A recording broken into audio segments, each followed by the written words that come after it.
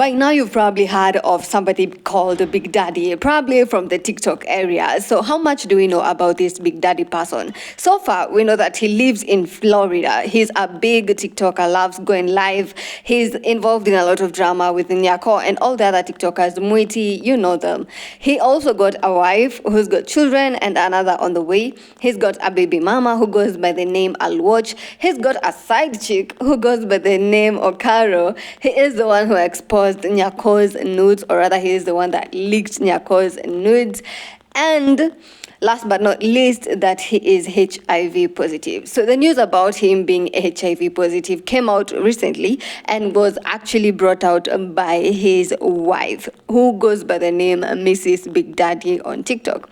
So the wife went live almost the whole day talking about her situationship with Big Daddy, her husband, but apparently they have filed for a divorce. And also, there's this other baby mama who goes by the name Alwoj and this other side chick who goes by the name Okaro. So from that, you can tell that, yeah, it's a lot of drama. And let me tell you, TikTok, especially Kenyan TikTok, is just full of drama. Every week, there's something going on. Her expose, she'd not only reveal that Big Daddy is HIV positive, she also labeled him as toxic and alleged insults from him. She also went ahead and spoke about her relations with Okaro, stating that Okaro had even gone to the extent of abusing her, which made her feel really offended. She also narrated an incident where Okaro and Big Daddy met and booked a hotel and did their acts. However, all this time, Big Daddy had his child Eric with him. So alifanya haya yote akiwa na mtoto wake with no shame.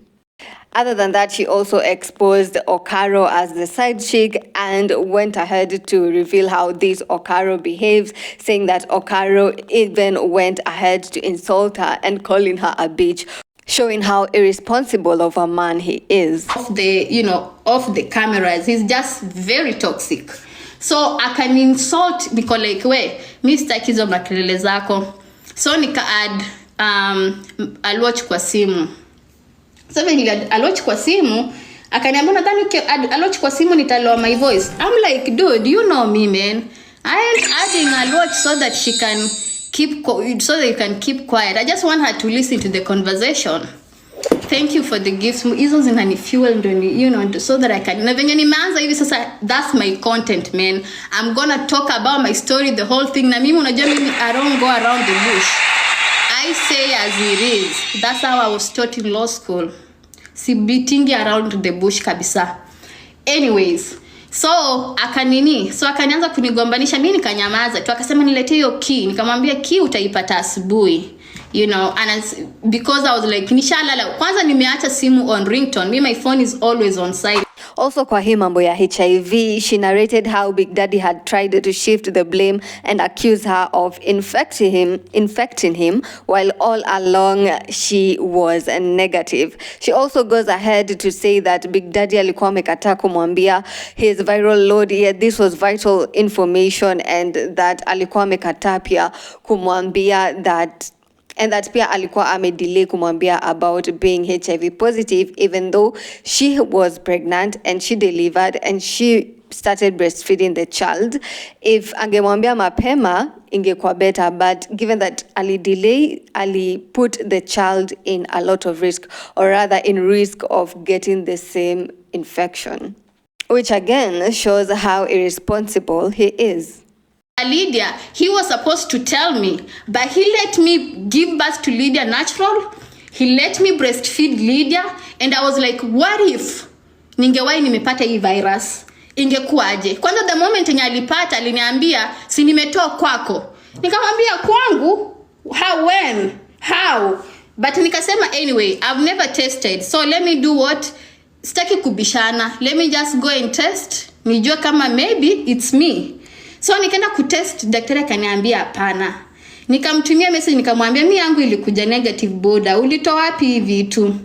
Akaniambia story tu niko na stress na nini, why are you crucifying me and whatever. So mimi nikanyamaza. So yes, that is the big expose that was done by Mrs. Big Daddy. And people on TikTok and people on social media generally have been saying that could this be karma? Could this be karma coming back and giving this man his share? Because watu wamekuwa wakisema he has been doing a lot of exposés, exposing people on social media. Remember, he is the one who also exposed Nyako's nudes online.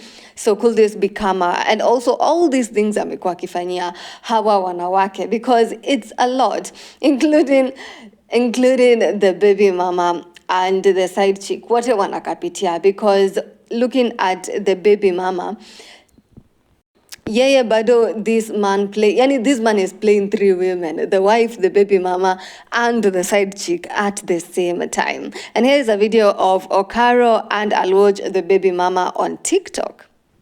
Like adults, we have to be mature because the kids are there. So chukua mic tena nakuja na ingine tukienda. Okay, again, I'm gonna remind you, my name is Alu Och. I come from the USA, Ugenya Siaya Alego. My thing here is, like, I'm gonna take it from the way Miss Big Daddy said. If you come to social media and you have a thing, you are in this triangle thing, and you come and say, oh my gosh, I get fucked or whatever, of course it's very disrespectful. Because if the two of us would decide and also come and just talk about how we get the F forever, how would it really, what kind of picture are we trying to paint in the whole world? Is it because we are trying to remain calm, because we are legit, because we have children, so our mouth should be harsh? Or what is, it's not clicking. It hasn't clicked from the time I had that. It hasn't clicked.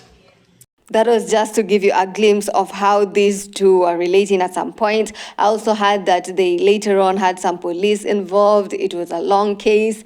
Like, there's too much drama. At the same time, we also have Okaro, and Okaro is taking part on lives on TikTok, like these lives where there are many people on that live and they're engaging, or they're having a conversation about something. So you find she's also participating in these lives, talking about her issues with Big Daddy and with Alwatch, and I don't know, they're trying to make peace.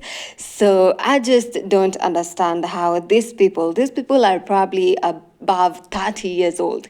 Yani watu above 30 years old squeezy wanna come to air out their issues on TikTok. And it's so embarrassing because these people are literally talking about yani vitu zenye hatungeidhani tungesikia grown ups wakiongelea. Yani hawa watu wanasema tu kutombana live on TikTok. And they're talking about all these dirty things that they're doing, but then they're talking about them as if it's an amazing thing, or we should be loving them for it.